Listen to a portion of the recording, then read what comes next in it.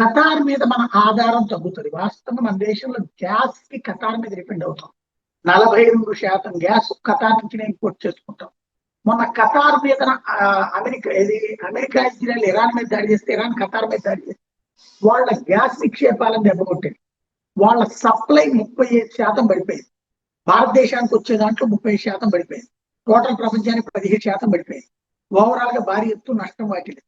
దాన్ని పరిష్కరించడానికే మోడీ సర్కార్ 37,500 కోట్ల రూపాయలతో గ్యాస్ కోల్ గ్యాసిఫికేషన్ అంటే బొగ్గు నుంచి గ్యాస్ తయారు చేసేటటువంటి యూనిట్లు తీసుకొచ్చింది.